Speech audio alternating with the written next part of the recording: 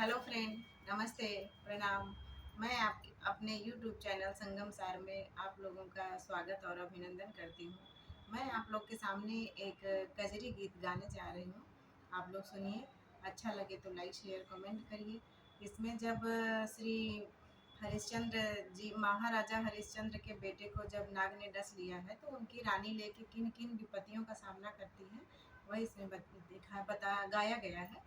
आप लोग सुनिए, पसंद आए तो लाइक शेयर कमेंट करिए, और अगर आप हमारे चैनल पर नए हैं तो प्लीज़ सब्सक्राइब ज़रूर करें। धन्यवाद।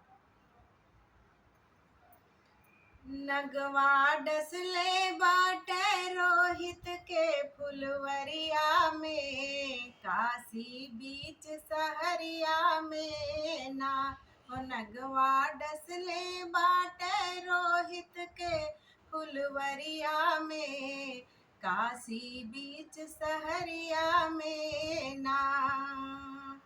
रानी बिलख बिलख के रोए, अपने असुअन से मुख धोवे। रानी बिलख बिलख के रोए, अपने असुअन से मुख धोवे। कोई काम ना आए हमरी यही विपतिया में, काशी बीच सहरिया में ना।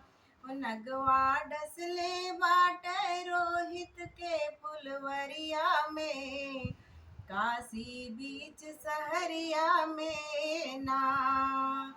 रानी लेके चली लाश, जाके पहुंची श्मशान। रानी लेके चली लाश, जाके पहुंची श्मशान। अपने रोहित के लेके रोवे अकवरिया में, काशी बीच सहरिया में ना।